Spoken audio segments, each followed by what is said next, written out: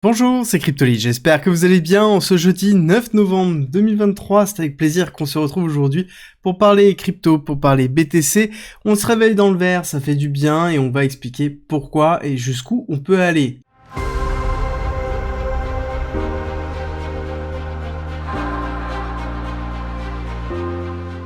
Pour rappel, vous avez toujours la possibilité d'avoir accès gratuitement au parcours pédagogique, qui est une formation de 60 heures d'une valeur de 400 € qui vous permet d'apprendre la blockchain, la crypto, l'investissement, l'analyse technique, le trading, tout pour devenir rentable, à travers 130 vidéos, 400 pages de guide, des quiz pour savoir où vous en êtes dans votre progression, et le tout gratuitement. Pour avoir accès à cette formation à vie, il suffit d'utiliser la plateforme d'un de nos partenaires, tout est expliqué en commentaire et en description.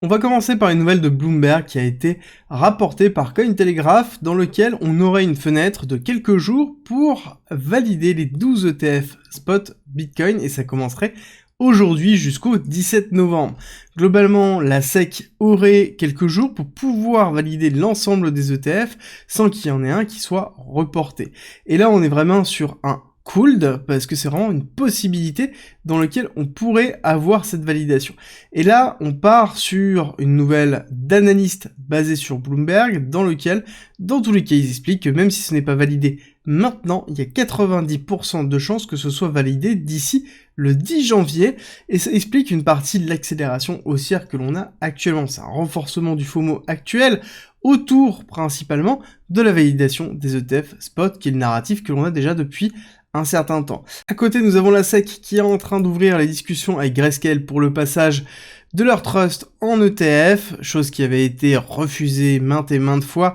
et qui va être acceptée à un moment donné grâce à la décision de justice qui a eu lieu il y a quelques mois. Dans tous les cas, le narratif est en train de se renforcer sur la validation des ETF spot, ce qui est plutôt positif sur le long terme. On sait très bien que ça va être validé, la question est juste quand. Ensuite, nous avons une autre nouvelle qui a été plutôt positive, ça a été l'explosion du token Ordi, avec notamment les Ordinals, et principalement le listing des Ordinals sur Binance, qui a été plutôt positif, dans lequel on a aussi une augmentation du volume qui est revenu au niveau des Ordinals et des BRC20, BRC20 étant la représentation des NFT sur Bitcoin, hein, qui est juste une représentation qui n'est pas réellement un NFT, ce n'est pas un smart contract à proprement parler, et on voit qu'on a du volume qui est en train de revenir depuis novembre 2023, d'ailleurs je vous en avais parlé en vous disant qu'on avait eu quand même un très gros creux sur septembre et qu'on se posait des grosses questions, et quel était l'impact que ça allait pouvoir avoir sur Bitcoin sur le long terme. Ça c'est la grande question qu'on va pouvoir se poser, mais en tout cas, on a un double narratif en ce moment qui est en train de se mettre en place, entre les BRC20 Ordinals et à côté la validation de l'ETF spot, ce qui est plutôt positif, et ce qui nous emmène très haut, on va le voir tout à l'heure dans la partie technique. Par contre, au niveau des nouvelles, il y a eu un petit flop au niveau de Binance,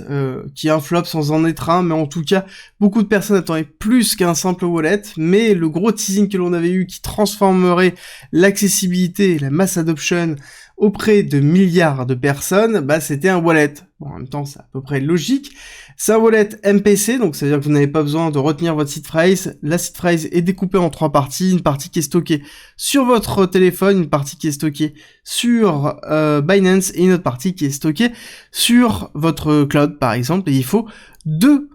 morceaux de cette seed phrase pour pouvoir ouvrir votre compte et récupérer votre compte. Donc c'est plutôt positif, c'est simple d'accès, c'est vrai, et dans lequel on a quand même beaucoup de fonctionnalités. On a quasiment toutes les cryptos qui sont accessibles, les NFT, on peut faire du swap cross-chain directement intégré, ce qui est positif, et on a accès à quand même pas mal de DeFi, donc je vais le tester pour voir exactement ce que ça donne, si c'est vraiment une grosse révolution. En tout cas, on savait qu'ils travaillaient sur un wallet, avec notamment tout le boulot qu'ils faisaient avec Trust Wallet, ce n'était pas pour rien. Là, on a quelque chose qui est interfacé avec leur exchange centralisé, donc à voir ce que ça va donner, je vous ferai un retour d'utilisation dans les jours qui viennent. À savoir que dans le calendrier, on a eu donc le discours de Jérôme Powell qui voilà, a été relativement flat, on va pas se le cacher, on reste dans quelque chose d'identique. On a encore un discours aujourd'hui, je pense que ça va être à peu près identique, hein, on va pas avoir de prise de position, donc ça sous-entend que sur les marchés, on est relativement flat, et ça se voit aussi au niveau du S&P 500. Depuis lundi, on est sur quelque chose qui a une tendance, on va dire, relativement plate, et dans lequel on est dans une zone de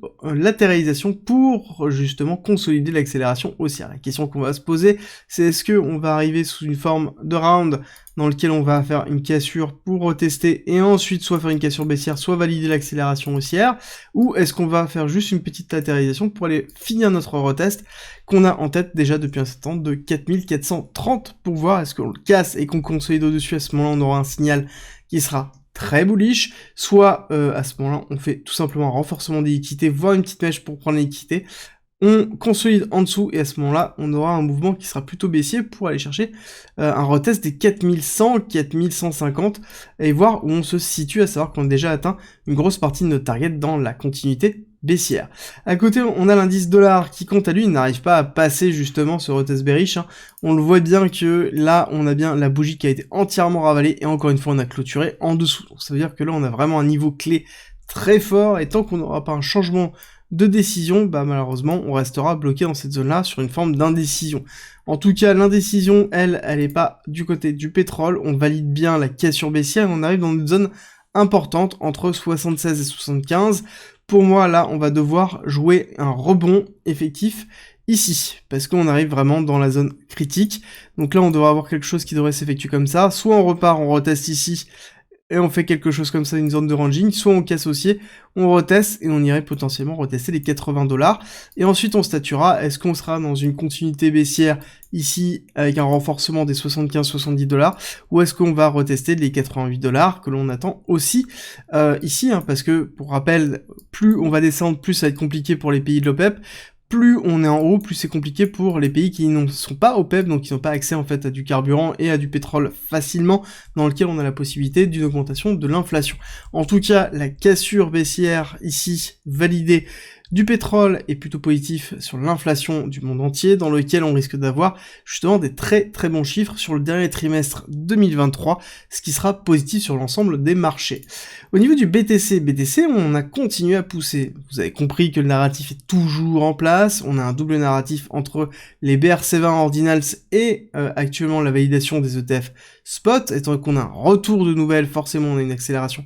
haussière. On rappelle que les targets que l'on a ici, c'est 41 000, 42 900 sur du long terme, avant de potentiellement ici faire une respiration. Je pensais aussi qu'à un moment donné, on allait faire une petite respiration, d'aller chercher 30 000 avant de faire l'accélération, mais il est fort probable de continuer à pousser avec une accélération haussière pendant encore un certain temps, comme on a pu le connaître justement dans cette zone-là. C'est très intéressant d'analyser l'écart entre les deux, dans lequel on a bien ici ce type de pattern d'accélération haussière que l'on retrouve là, avec à côté un RSI qui est en train de tomber, ce qui est exactement ce qui est en train de se faire ici. Donc on pourrait très bien être dans ces formes d'accélération, respiration ici, alors pas forcément avoir une aussi grosse respiration, mais petite respiration, hop, continuité d'accélération, avant d'avoir ici une zone de rupture dans laquelle on aurait une respiration qui serait à ce moment-là en retest des 31 000. À voir et à valider. Dans tous les cas, là, on reste plutôt bull, on est vraiment dans l'accélération haussière qui est portée par le momentum très fort. Le momentum est en train de s'affaiblir, mais justement, quand on a une divergence baissière comme ça, il faut pas se focus dessus tant qu'elle n'est pas validée, d'accord? Tant qu'on n'a pas en fait un signe de rupture baissière, là ce n'est pas le cas. Quand on regarde les lots, en fait, ne sont pas pris, comme je vous l'ai dit, ici on a créé énormément de liquidités et on ne va pas les chercher. Donc ça veut dire qu'on va continuer tout simplement à liquider les shorts. Et plus on va liquider les shorts, plus on a une probabilité de créer des lots qui sont en dessous et dans lesquels on aura à un moment donné une cassure et un reversal pour aller chercher ces zones de liquidité avant de repartir soit à la hausse, soit de valider un retest et de casser baissier. On verra à ce moment-là. En tout cas, court terme, on continue à pousser. On voit l'accélération haussière quand on regarde l'extension de Fibonacci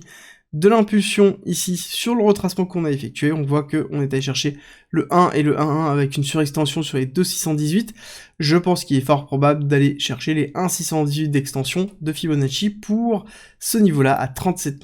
353. Est-ce qu'on continuera tout de suite en flèche à aller chercher les 40 000? Il faudra avoir une grosse nouvelle. C'est sûr que si on a à la fin de la semaine ou semaine dernière prochaine la validation des ETF spot, il est possible d'avoir une accélération haussière qui pourrait d'ailleurs être ravalée. Dans tous les cas, l'accélération haussière que l'on voit là,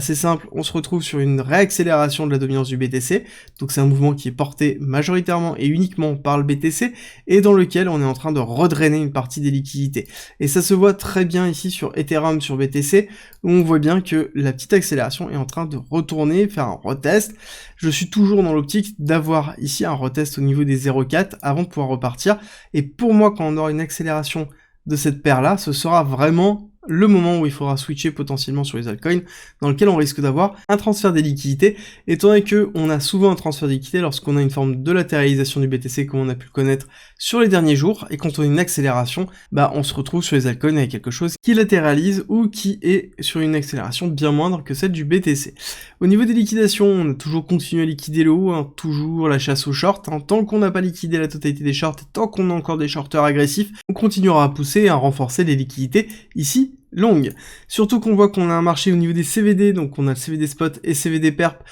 perp en bleu et spot en vert, dans lequel on est très agressif. On continue toujours à acheter ce marché, et vraiment fortement. C'est pour ça qu'on a une accélération, et donc c'est des ordres qui sont agressifs qui sont en train d'être effectués, donc ça veut dire qu'on pousse le marché très fort, très haut. En tout cas, ce qui est positif, c'est que là, c'est pas du mouvement qui est uniquement perpétuel, c'est aussi un mouvement qui spot, même si on voit quand même une augmentation des leviers qui sont en train d'avoir lieu, on est toujours sur un marché qui est plutôt positif et bull de ce côté-là. À savoir que on a ici une diminution par contre des positions des top traders. Donc c'est très léger, mais on le voit petit à petit, cette diminution des top traders, ça sous-entend que les positions sont en train d'être soit hedgées, soit dans lequel on commence à avoir des petits take profits qui sont en train d'être effectués, et on a toujours un open interest qui est relativement bas, même si on a une tendance qui est légèrement haussière, on n'a pas une grosse accélération de l'open interest. Et les deux m'indiquent que, globalement, on est toujours bien dans la même pattern que l'on a pu connaître ici, dans cette période-là. Donc, on va surveiller tout signe de faiblesse pour anticiper. J'espère que cette vidéo vous a plu. Si c'est le cas, n'oubliez pas de me laisser un like et un commentaire, ça me fait toujours très plaisir. Et nous, on se retrouve tout à l'heure à 13h30 pour parler de UOS. Vous avez voté, donc on traitera UOS, Theta, OP, TRX, AXS, Conflux en 6 et TRB en 7 dans la semaine qui vient. On commence par UOS et c'est à 13h30.